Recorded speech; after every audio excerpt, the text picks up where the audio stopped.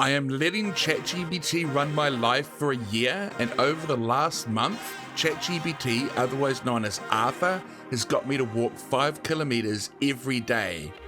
Since I've started losing weight, I've lost almost 50 pounds or 22 kilograms, but this week, Arthur had a new plan for me.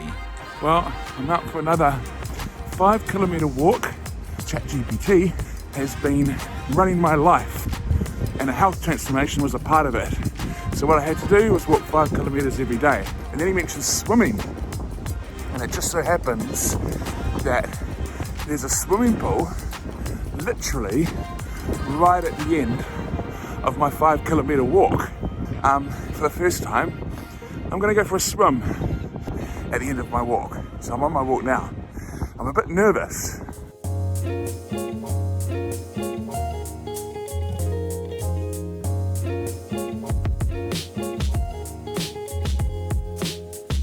This nervousness about doing the swim had been plaguing me for days. My mind was showing me images of how hard and long that 5 kilometer walk plus a swim would be.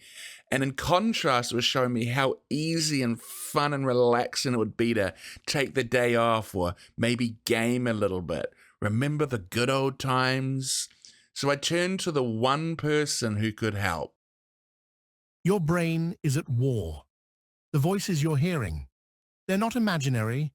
They're just different neural circuits firing, each trying to control your behavior. And some of them, they can hijack the language centers of your brain.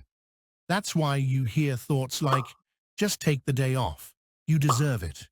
It's too hard. Just rest today. It's not logic. It's not weakness. It's your brain's survival system trying to take back control. This is your limbic system, the emotional and habit-driven part of your brain that evolved to help you survive. It's how animals operate. It only cares about 3 things: immediate comfort, avoiding pain, conserving energy. It romanticizes past gaming binges because it associates them with dopamine and escape. It wants to lock you into the habit loops it knows, because familiar equals safe, and safe equals survival. The prefrontal cortex. This is your higher-order thinking brain, right behind your forehead. It's what makes you human. It handles long-term planning, self-control, and logical decision-making. This is the voice that wants real progress, not short-term escape. Your brain is not one unified system. It's a network of competing modules. Different brain regions fight for control over your actions. The louder the limbic system, the more it overrides rational thought.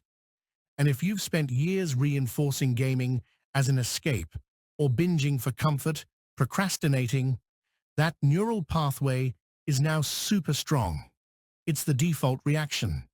When you try to change, your brain resists because it's fighting to keep that dominant pathway alive. It wants to protect the pattern, to keep it active and in control. And when an old habit starts dying, the brain fights back. It floods you with nostalgic cravings, vivid mental highlight reels of past dopamine hits. It's a last-ditch effort to pull you back, because your brain doesn't want to waste energy maintaining dead pathways. But if you ignore them long enough, it will prune them away. How you win. And that is the key to success. You don't fight the limbic system. You starve it. Every time you ignore it, every time you take action aligned with your goals, you weaken that circuit and strengthen the prefrontal cortex. The more you make progress, the more you literally rewire your brain. As you can probably see, it's hot today, but my walk is now coming to an end, and the swim is the next part. I'm feeling really nervous, but I've told myself the Dan that comes out of that swimming pool will be better than the Dan that ignores it. If that makes any sense. So, here I go.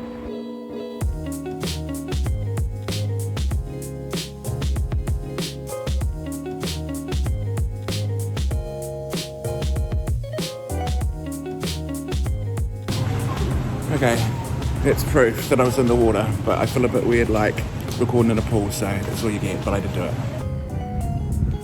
Oh, I don't know why I doubted that. That was amazing. Yeah, oh fuck, it was so refreshing. I'm not the fastest kid in the pool, that's for sure, but like, damn, I could stay in there while all the others got hypothermia. I'm like so in my element in water, just like, I'm like a seal, just without the agility, but oh man, I don't know why I haven't been doing that before. That was lovely. Anyway, so yes, I'm feeling so excited. That's good.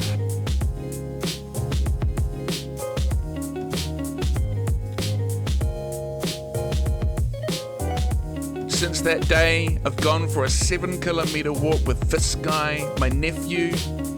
I've started going to the gym and actually doing weightlifting and actually enjoying it. More later.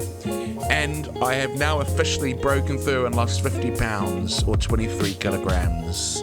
So the next video will be a recap of everything I've done so far. I will see you all again very soon. Thanks for the support. See you later.